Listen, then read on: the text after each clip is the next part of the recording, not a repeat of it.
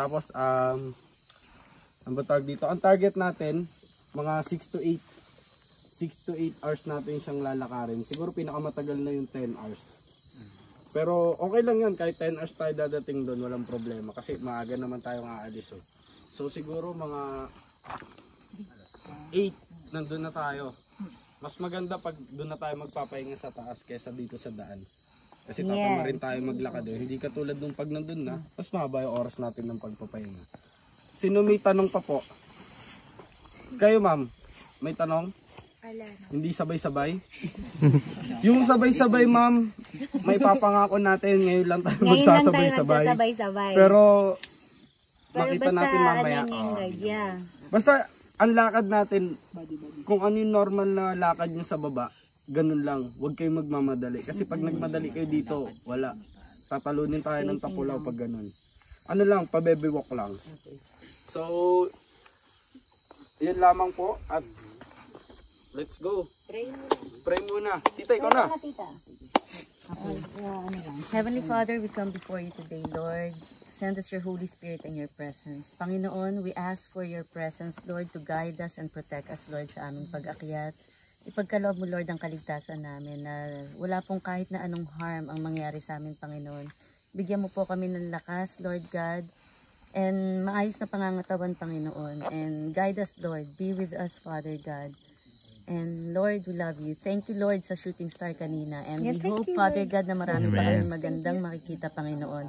And bless po niyo, Lord, yung mga magbe-birthday, Lord God. Thank you, Lord, and be with us, Lord God. We love you. In Jesus' name we pray. In Jesus' name, amen. Go, go, go! Come on, guys! Tara!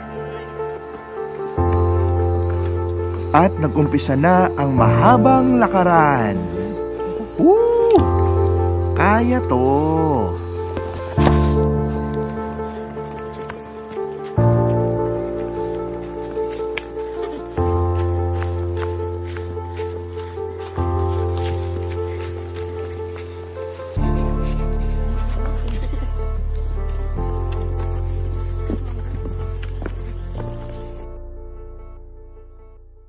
Mga kabiyahes, hello. Ito, medyo hingal na. Anong oras na ba? Okay, to be exact, mga kabiyahe, 1:40 in the morning tayo ay naglalakad na. Paakyat sa Tapulaw. And ito sa tabi ko, kasama ko si Madam Arlette. Hello. Oops. Hi. Rocky siya. Rocky. And speaking of Rocky, Madam Arlette, ano po, sabi nila, ang trekking daw na to ay 85% Rocky Road. And so far, tama naman. Mabato. And may konting putik, muddy. But, yun yung exciting sa trekking and hiking. Pag hindi nadumihan yung paa, baliwala yan. Kaya, laban lang. Woohoo! Kaya, okay. See you ulit mamaya. At kung sakaling may nakalimutan kang bilhin bago umakyat, huwag kang mag-alala dahil sagot ka ng tindahan sa kilometer 5. Ayos, di ba?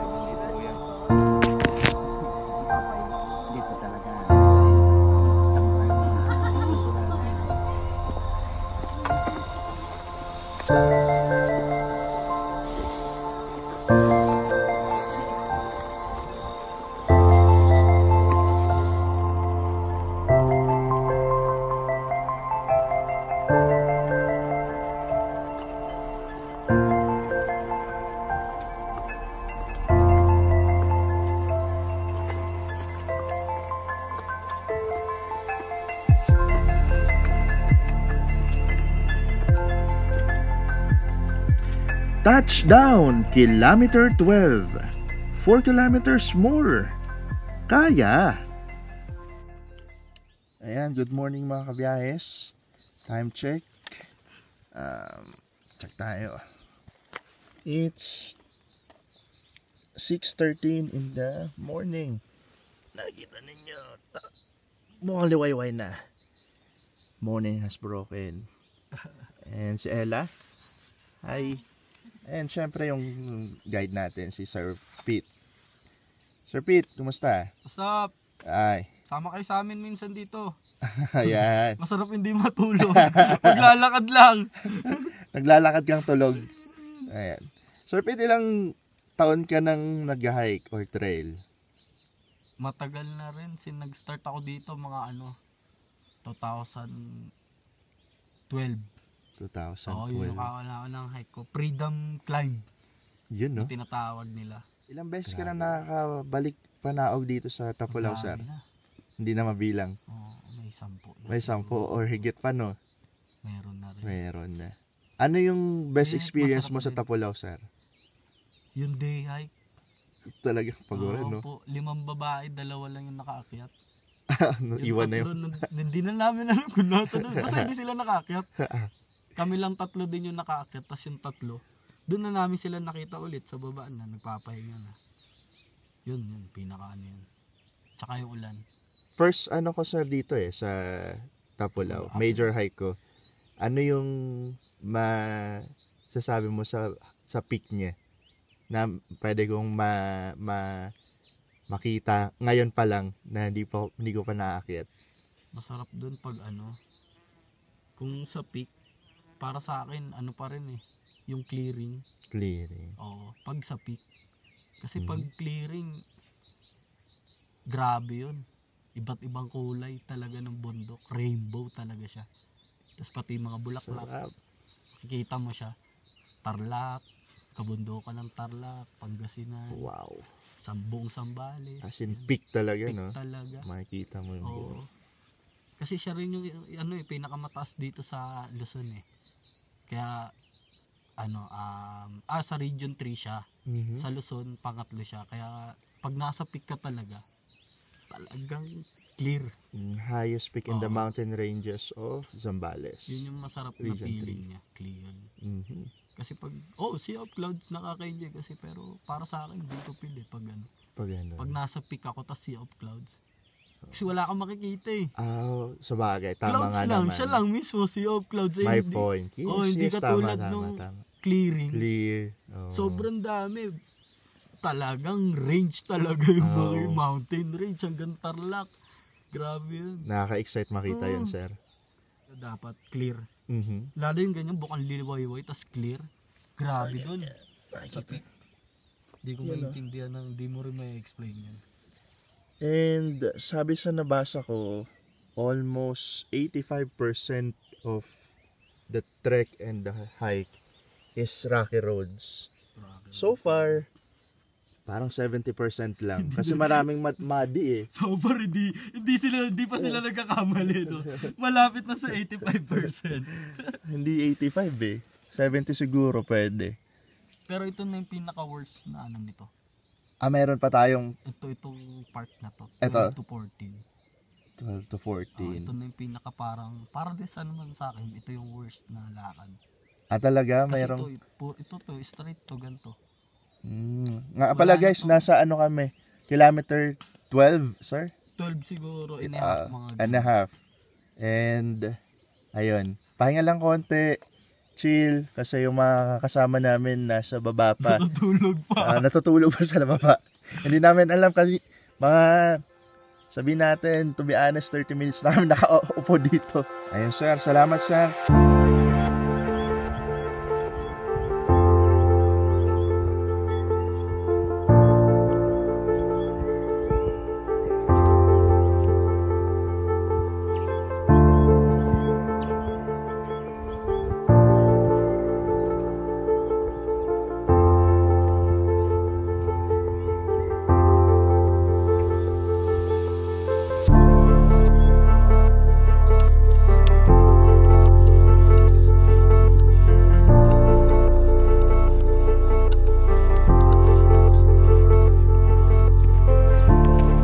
Tuloy-tuloy lang sa pag-akyat mga kabiyahes.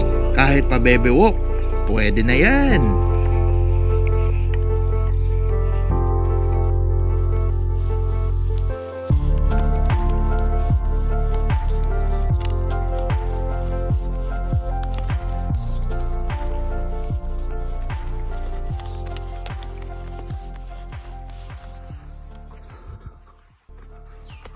Hello, Kilometer 14.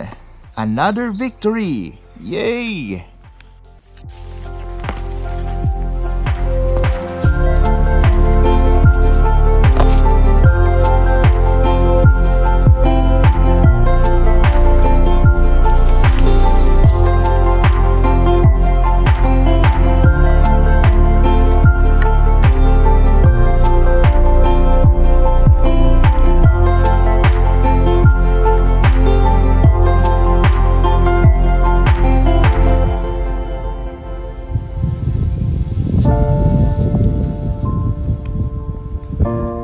Malapit na tayo mga kabiyahes. Konting tiis pa. Lakad lang.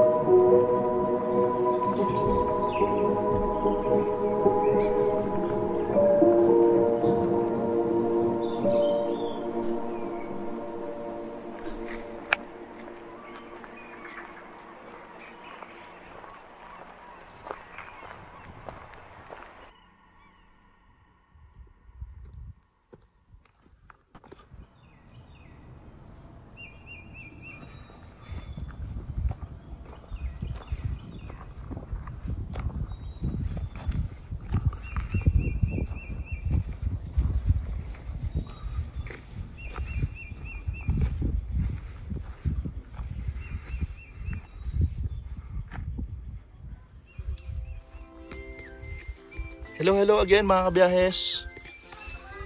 So nandito tayo ngayon sa Kilometer 16 at ini-enjoy na natin yung moment kasama yung ating mga ka-co-sojourners na kapag ready na sila at nakapag-set up na rin ng kanilang mga tents, hammock, dahil medyo papalapit na yung gabi at malamig. Actually, napakalamig sa Mount Tapulao ngayon, sa taas ng bundok ngayon. At parang Baguio yung klima, yung experience na iisip ko. Anyways, dahil nandito tayo sa taas ng bundok, nakikita ninyo napakaraming mga puno na nakakatuwa na makita. Ang lalaki, ang lulusog, at ang tataas. Speaking of mga puno, mga kabiyahes, yung lugar na Mount Tapulao ay nagko-consist ng almost 90% na puno ng pine trees. And yung pine tree na ito, they called it Sumatran pine trees. And actually, yung Mount Tapulao came from the local dialect Sambal term or Sambal word na Tapula, which means pine tree, So, katulad nito, ayan. Ito medyo baby pa tong punong to na aking hinahawakan. At mababa lang siya. Hindi siya katulad ng mga nakikita natin sa baba na lugar ng bundok na tinatawag natin sometimes na agoho. Ito yung bunga niya, malalaki. Ito pala yung Sumatran pine tree na pwede nating makita dito sa taas ng Mount Tapulao. Ayan. Malalaki yung bunga niya at mahaba din yung mga dahon na parang stick. Medyo matigas, hindi naman nakakatusok. Safe naman siya. Nakakatuwa lang na makita na meron tayong mga ganitong klaseng puno dito sa Pilipinas. Sumatran pine tree ang tawag. Yun. Ayun. So, maya-maya ay mag-set up daw tayo ng bonfire kasama yung mga co-sojourners natin. Let's see ano pang mangyayari sa amin dito. Enjoy nyo muna yung moment habang pinapanood.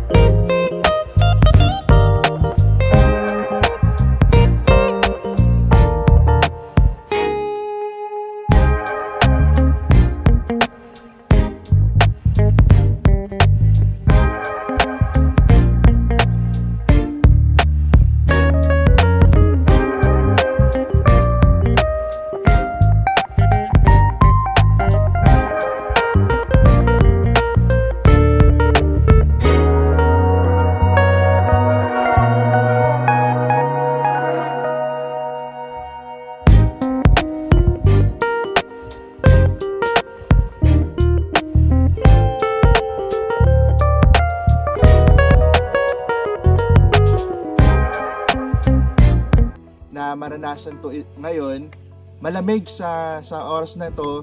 It's already 4:51 ng hapon at hindi ko alam kung ano yung temperature, but napakalamig. Kailangan ng extra jacket mamayang gabi, sigurado ako. Kaya sa mga walang jacket, maghanap na tayo ng kayakap, and see you sa mga next memories na gagawin natin dito sa ating vlog.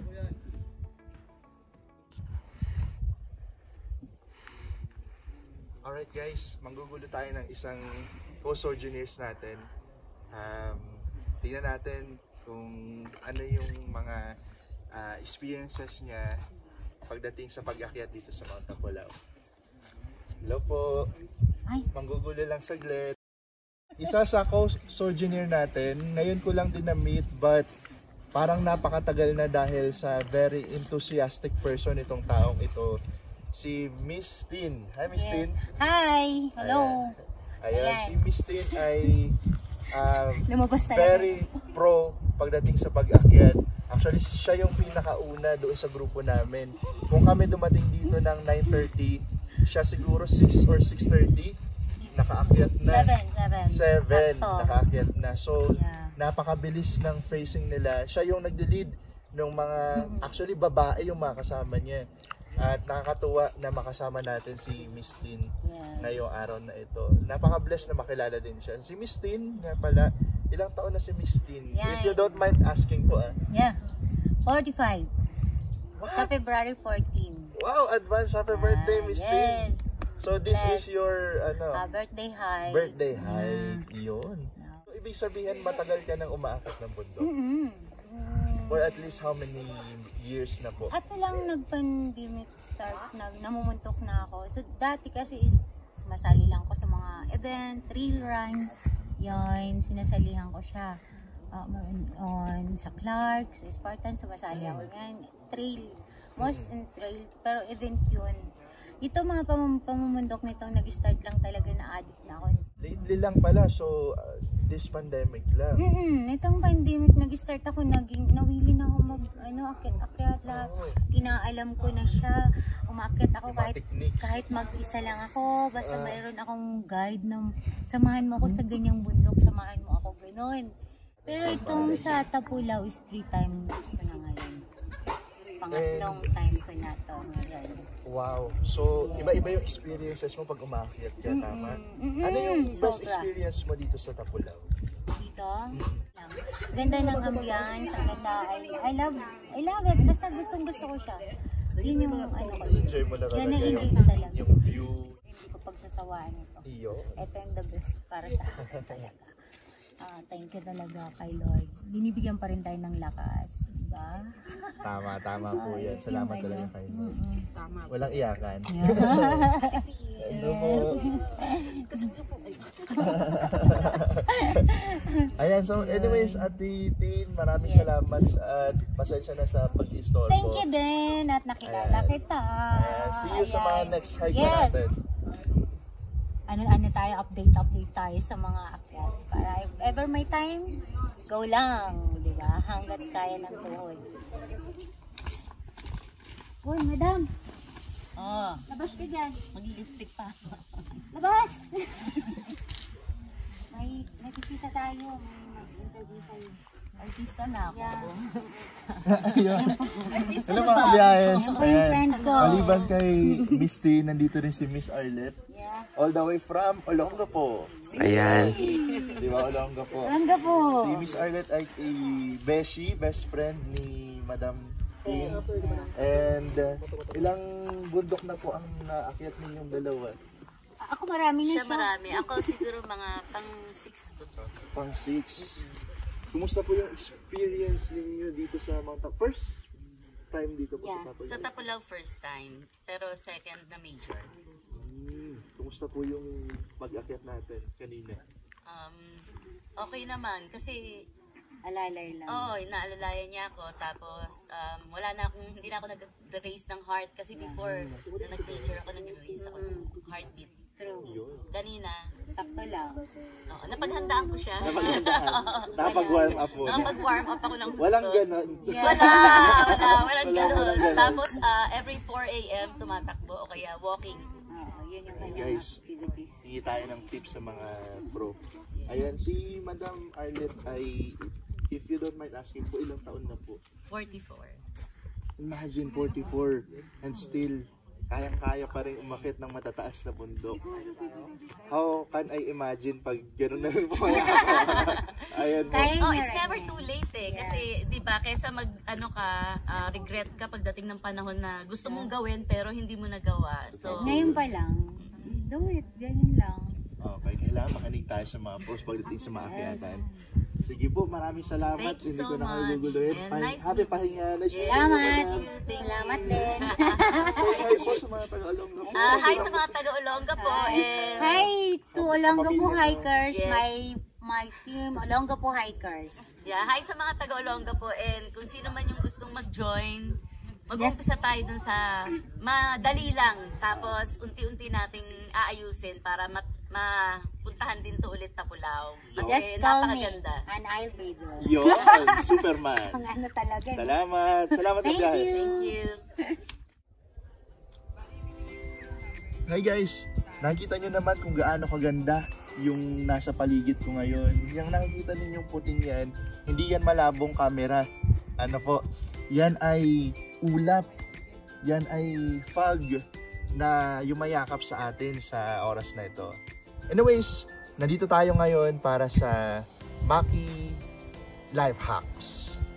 Alright, so mag-share ako ng ilang mga life hacks para sa mga katulad kong amateur mountaineers. Para mas maging successful yung journey natin sa pagpunta sa isang event or pagpunta sa isang bundok na ating pupuntahan, sasalihan. Maki life hack number 1. We must warm up our bodies a week before the event. Kailangan nakapag-warm up, nakapag-exercise na tayo ng mabuti 1 or 2 hours a day. Sa pamamagitan siguro ng walking, jogging, or running. Nakatulong ito para mas maging matibay yung strength natin, especially yung ating mga binti at tuhod doon sa mga assault na lugar na pupuntahan natin. Like doon sa mga trek, mga babato, muddy, may lakas yung tuhod natin. And of course, nabibigay din ito ng extra energy para mag-gain natin yung lakas na dapat doon sa isang event na pupuntahan natin. And of course, iwas din ito para sumakit yung mga katawan natin habang tayo ay naglalakad doon sa bundok. Maki life hack number 2. We must hydrate ourselves. Kailangan katulad ng pag-exercise natin, sinasabayan din natin ito ng tamang pag-inom ng tubig. Sa bawat araw, kailangan meron tayong 8 glasses of water na iniinom or 2 liters a day. Yun ay nakakatulong para mas mag-hydrate yung ating katawan at iwas pass out sa mga init ng lugar na pwede nating puntahan. Alright? Number 3. We must have a good set time of sleep. Katulad ng pag-charge ng ating mga cellphones or any gadgets, ang ating katawan ay nagre-recharge pag tayo ay natutulog. At kung tayo ay natutulog, mas nagiging malakas tayo doon sa gagawin natin para sa mga darating na panahon. We must have 7 to 8 hours a day of good sleep. At nakatulong ito para iwas pass out, iwas hilo, at makarating tayo doon sa peak or doon sa dulo ng event na pupuntahan natin. Ayos! Number 4. Do not drink any alcoholic beverages before the day of your event. Malaki kasi yung epekto nung bagay na ito.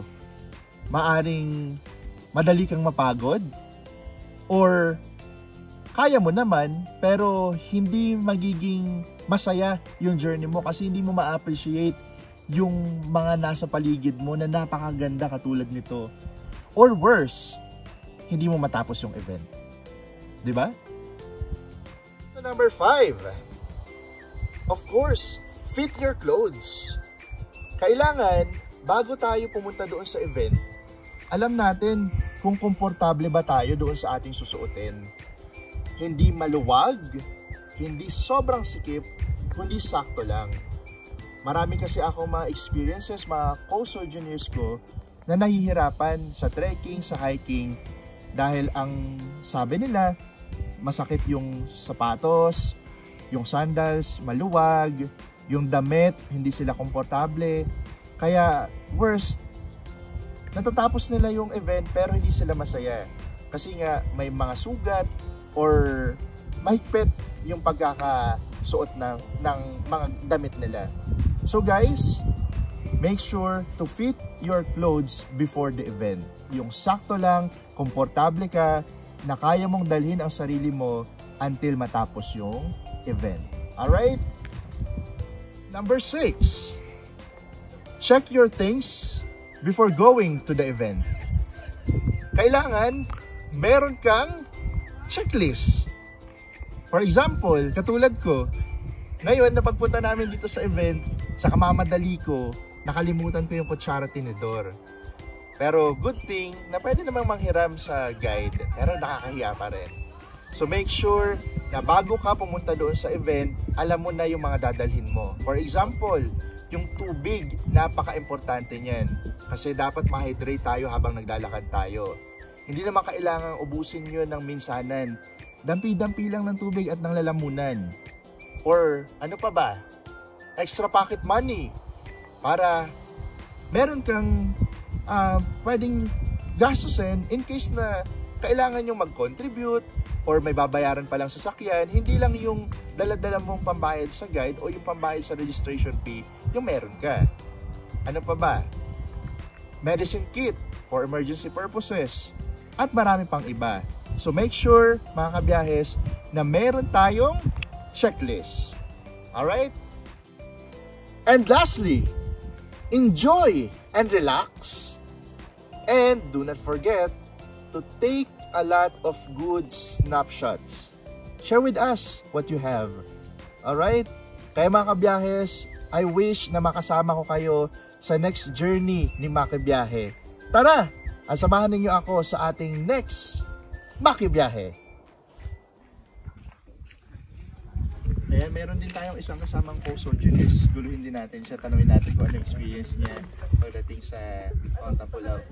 Si Sir Edward pala, kabiyahe, si Sir Edward ay kakilala lang din ngayon. Sir, kumusta tayo? Okay naman po, sir. Ayun. Sobrang lamig. Sobrang lamig. Yes, Nalamig na. Hindi naman halata eh. Balot na balot din. No? Kumusta yung experience mo dito sa Tapulaw so far, sir? Maliban doon, first ano mo ba? Major hike mo? First time ko rin pong umakyat ng bundok. Ah, cool. At saka, FYI, masinlokenyo rin sa... Yes. Yun, oo nga. Sabi nga nila, pag ang first timer, dapat hindi mo dinadala sa major hike kasi madadala.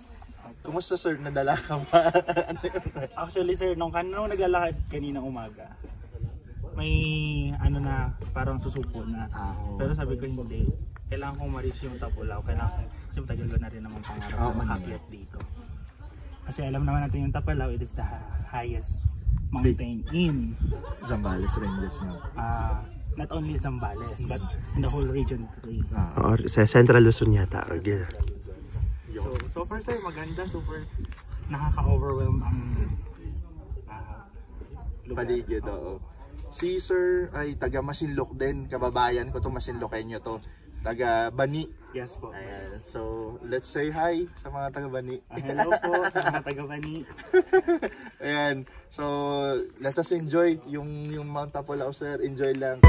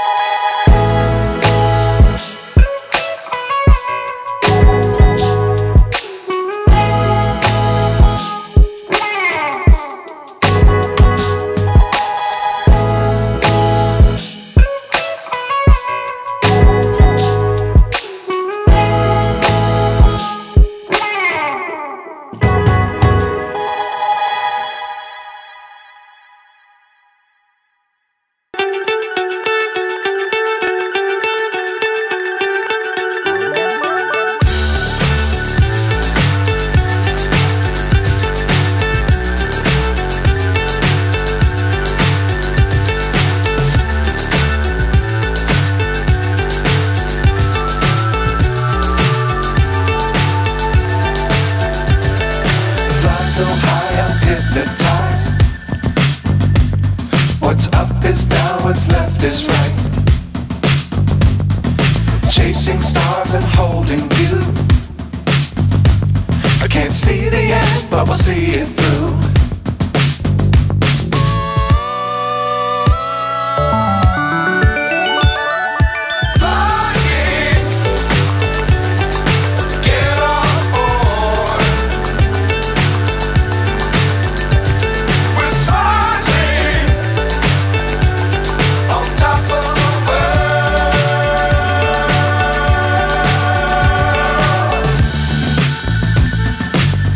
Times don't fly too high.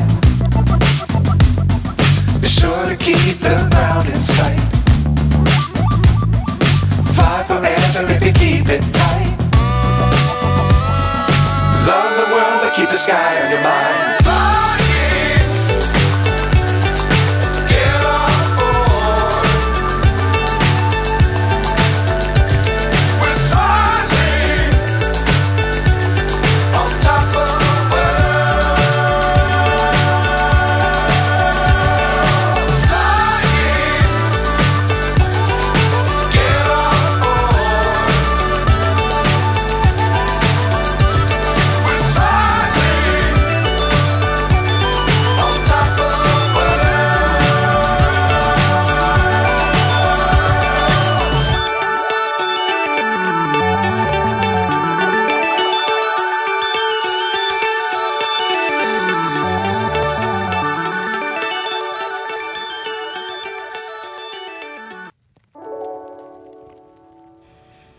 At sumapit na ang gabi. Bonfire time! Ma'am, ano, sa inyo naman? Sa inyo? Sabon. Okay, ibang pwesto naman. Parang napilitan lang siya, be. Pwesto naman. Ayo. Ano ka ba kanya? Hindi nga natin. Ay, ganun ba yun?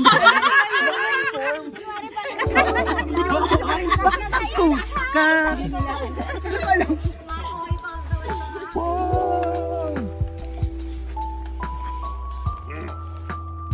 Oh. 1, 2. Wow, nagsalita siya. Oh, ibang pwesto. Oh, Waki. Diba, diba?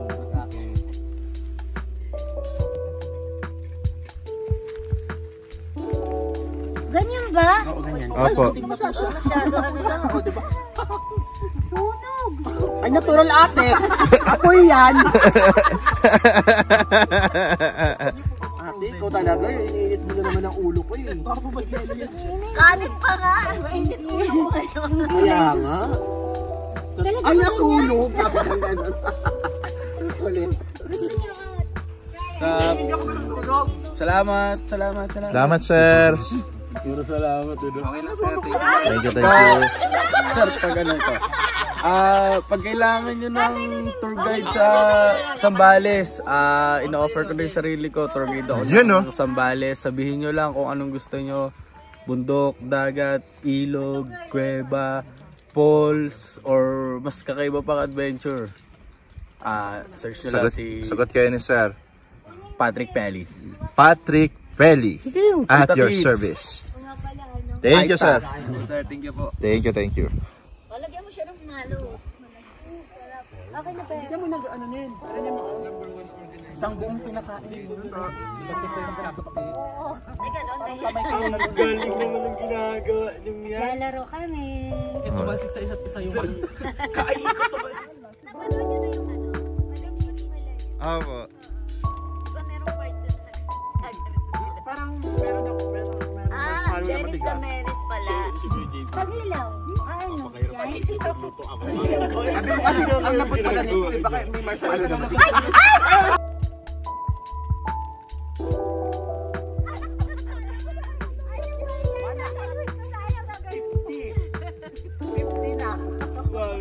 Hindi pa pwede.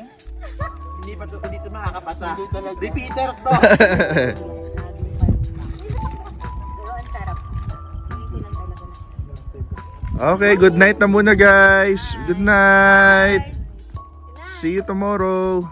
See you.